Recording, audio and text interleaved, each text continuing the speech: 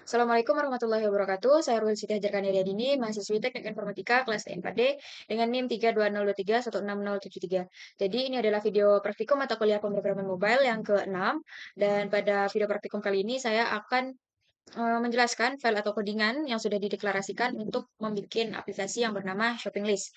Jadi bisa dilihat di sini sudah terdapat 3 folder yang sudah saya import ke dalam library, yang dimana di dalam masing-masing folder ini terdapat 1 hingga 3 file. Seperti di folder model, sini ada file list item dan shopping list. Kemudian di bagian folder UI ada item screen, list item dialog, shopping list dialog. Dan di sini ada folder util berisikan file db helper. Dan terakhir ada file main.dart. Baik, saya langsung saja masuk ke penjelasan file yang pertama, yaitu list item. Jadi list item ini menggunakan kelas list item, yang dimana kelas ini itu dirancang untuk menyimpan data item yang sudah diinput oleh user nantinya. Setelah itu, data tersebut akan dikonversi dalam bentuk map untuk disimpan ke database seperti SQLite. Jadi, misalnya kita nanti akan menginputkan daftar belanja seperti kopi, beras, telur, dan segala macam. Maka setiap data itu adalah objek dari list item. Kemudian selanjutnya masuk ke file shopping list.dat. Jadi file shopping list loader ini menggunakan kelas shopping list.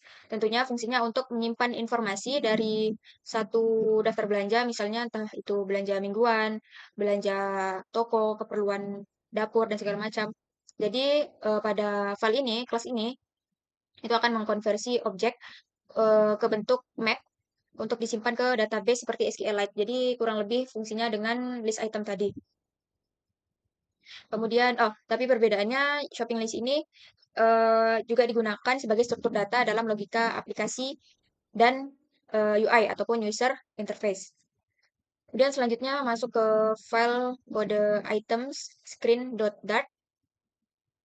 Jadi file items screen.dart ini menggunakan kelas item screen.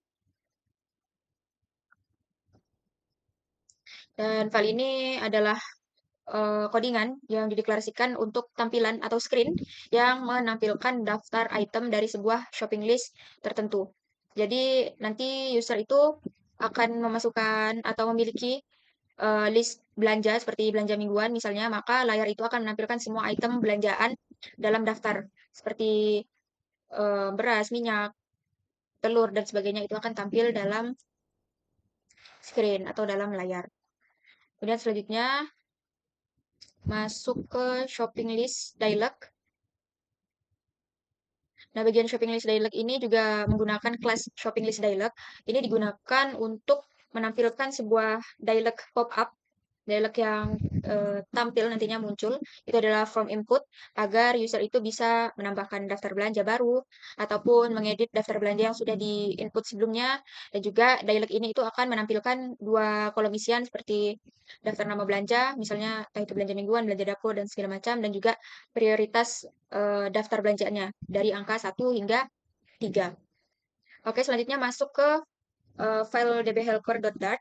Jadi di dalam deklarasi kode ini adalah kelas helper SQLite yang dipakai atau digunakan untuk menyimpan, mengambil, dan juga menghapus data pada daftar belanja di aplikasi shopping list ini. Kemudian di sini juga menggunakan kelas dbhelper yang dimana kelas dbhelper ini berfungsi sebagai penghubung ataupun interface antara aplikasi Flutter dengan database lokal ataupun SQLite. Nah, ini menangani beberapa hal seperti membuat database, menyimpan, dan mengambil data dari table list dan juga item. Setelah itu juga bisa menghapus data. Jadi bisa membuat, menyimpan, mengambil, dan juga menghapus data. Kemudian yang terakhir di sini ada file main.dart.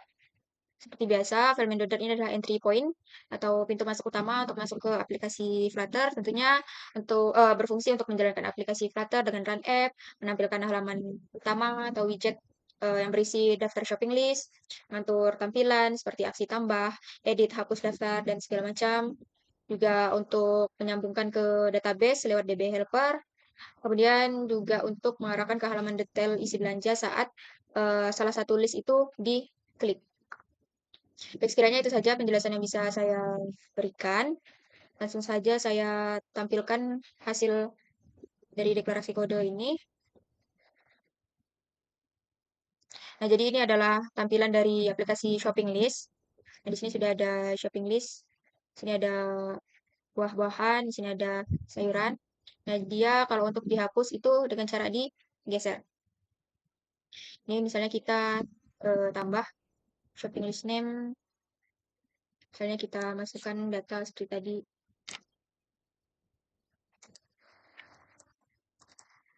Shopping list priority-nya misalnya kita masukkan 3. Kita save shopping list. Nah, di sini bisa kita edit. Misalnya 3 ini mau kita ubah ke 1 atau buah-buahan kita ubah ke sayuran. Ini juga bisa. Saya save. Sini langsung terupdate. Dan kita tambahkan lagi bisa sesuai keinginan user.